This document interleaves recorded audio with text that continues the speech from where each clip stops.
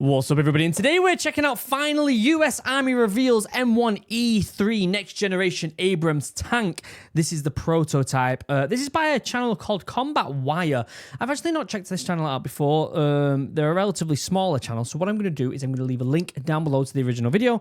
Make sure you go over there, give it a like, subscribe, all that good stuff. Really, really important that you do that. It's going to be super interesting. You know me, I love learning more about US military tech and just military tech in general. I really like it. And I feel like the tank space, like that area, has been quite an interesting... It's been really interesting recently because for the longest time, we kind of felt like tanks were irrelevant. Like they kind of started to just disappear a bit, weren't they?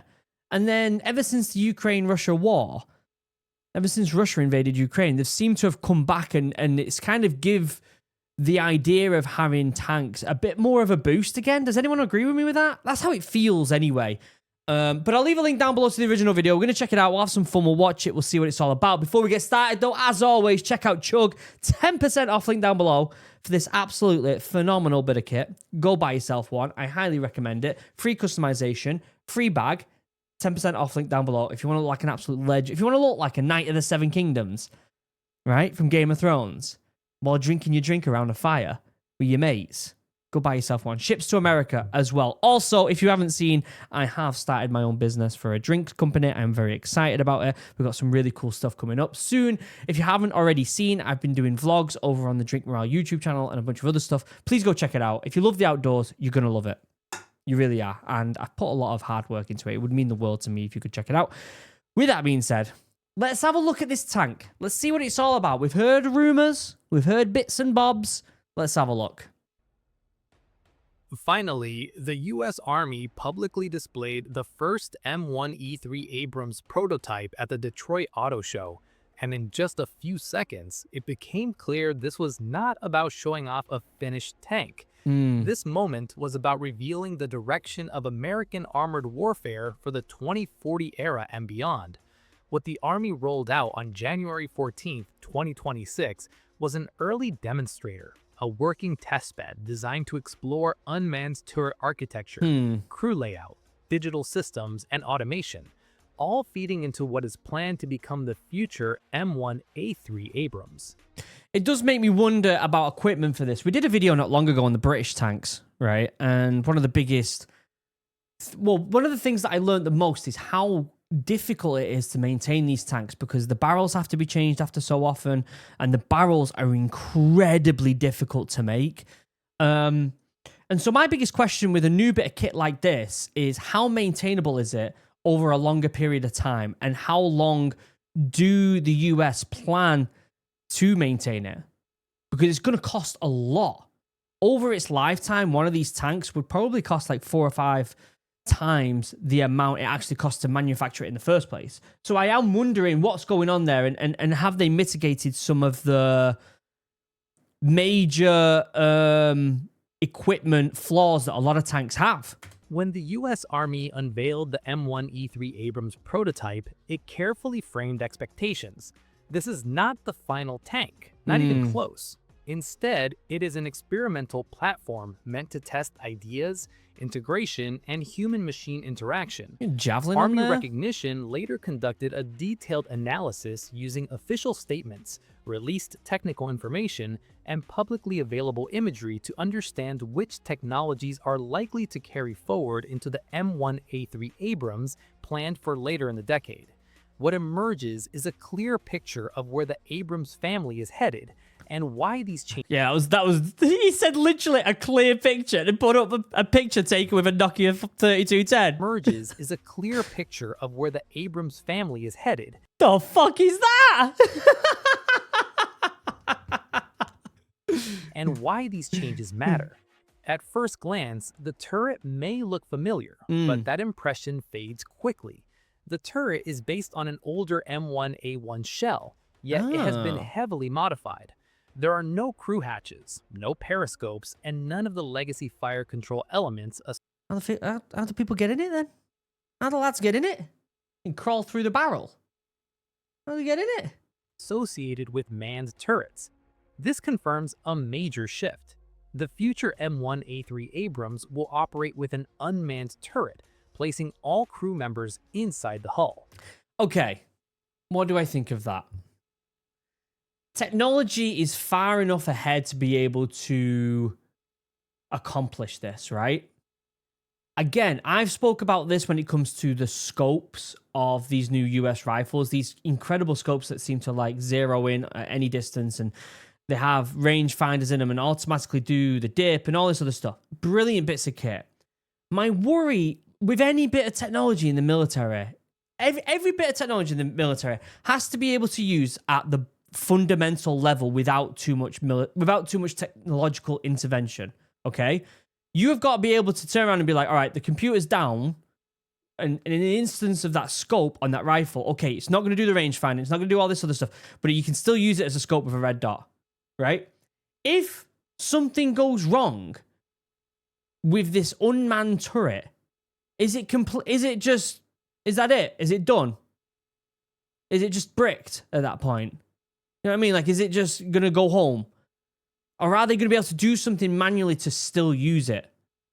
That's my biggest concern about stuff like this. The main gun remains externally consistent with the 120mm M256 smoothbore used on current Abrams tanks, with no obvious change in size or layout. However, the real transformation appears at the rear of the turret, where a new bustle has been added. This bustle is widely believed to house an automatic loader for 120mm ammunition, reducing the crew to 3 and eliminating the traditional loader position altogether.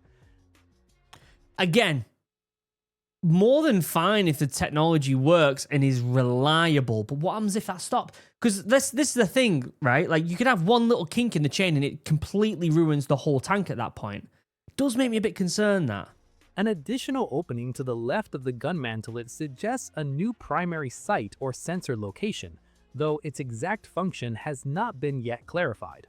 On top of the turret, the M1E3 prototype features an EOS R400 Mk2 remotely operated weapon station.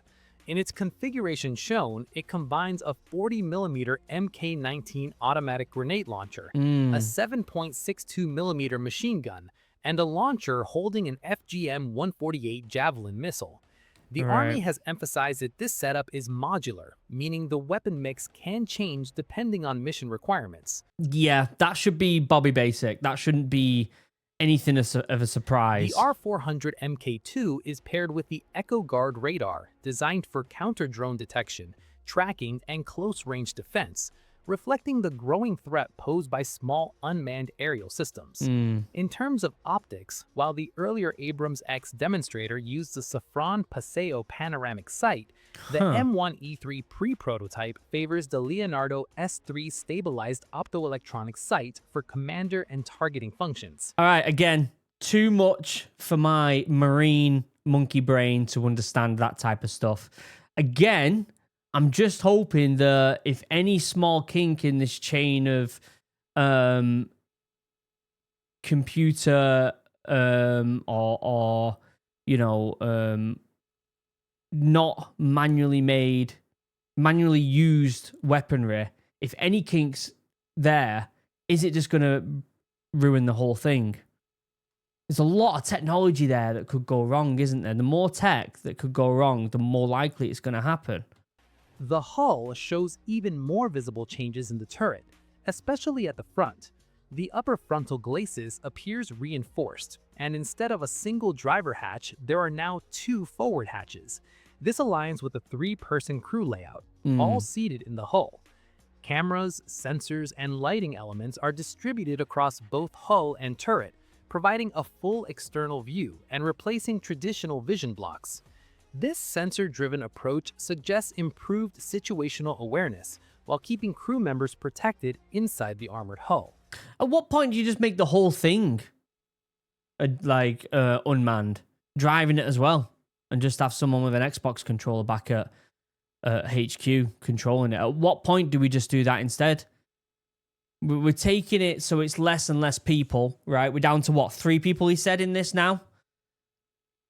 Compared to what it usually is, it's a couple people down. At what point do we just say, okay, let's make it completely unmanned? I don't know. I'd love to know your thoughts. The internal arrangement likely places at least part of the crews side by side, improving communication and survivability. Yeah. Some components traditionally located near the driver, such as fuel tanks, may have been relocated, although this cannot be confirmed from external observation alone. Inside the M1E3, the Army's focus on reducing workload is immediately apparent. The driver controls displayed at the auto show use a Fanatec gaming controller, likely the Fanatec Formula V2, selected for its It's insane that people use that now, and we're just going to use a controller on the inside. Wow. adaptability and intuitive design. The Army has openly stated that this choice significantly reduces training time for new drivers, Yeah. reflecting a broader reality where recruiting and retaining skilled personnel is increasingly challenging. Crew stations Yeah, I mean, people get good with controllers these days, don't they? Like, it's what we do at home. We play video games, right? are fully digital and configurable, with displays and controls adjusted through software rather than fixed hardware. Perhaps most striking, the prototype is described as capable of moving and firing with only one crew member on board. Wow. While not intended for normal operations, this capability highlights the level of automation being explored. Which it sounds great. I like that. You can have just one individual in this bit of kit, and you can have it as a full functioning tank. Insane. Absolutely insane. But at what cost? At what cost? And maybe I'm just a bit old school, right? I believe that anyone training with a rifle should train first and foremost with iron sights, and then go further and further up until they're capable of doing the other stuff, because if anything breaks, you can always go back to basics. It's class. That's what makes a good soldier. And we have to apply that principle to kit like this as well. Electrical power supports computers, sensors, and onboard systems. And given prior Army statements, it's reasonable to assume battery integration as part of the confirmed future hybrid of the M1A3. Mobility is where old and new ideas intersect. The displayed M1E3 prototype retains the traditional Abrams gas turbine engine, making it clear this vehicle does not represent the final hybrid propulsion solution. The Army has already confirmed plans to move toward a commercial diesel engine, paired with a new transmission to improve fuel efficiency and simplify maintenance. Interesting. The suspension appears different as well, with the tank sitting lower, suggesting adjustable ground clearance. This raises I'm not a fan of these AI animations, but this is a small channel and I can see what they're trying to do here. So I'll give them the benefit of the doubt with that. But I am enjoying the information that they're giving us here. the possibility of a hydropneumatic suspension system, similar in concept to the Abrams suspension technology demonstrator. Commentary linked to the prototype mentions trials involving a transversely mounted power pack, an ACT 1075LP transmission, and a Caterpillar inline diesel engine. That's a big engine right there, isn't it? Holy. Massive bit of kit. All pointing towards ongoing automotive experimentation. The Army has been clear that the final M1A3 Abrams will differ significantly from the M1E3 pre-prototype. A completely new turret and a more extensively modified or entirely new hull are expected. Interesting. What the M1E3 does is bring potential features together into a single platform to test how they work in practice. So if this is a prototype, at what point do we start seeing it on the ground getting used? We're probably like, what, a couple years out of seeing this actually in training with lads?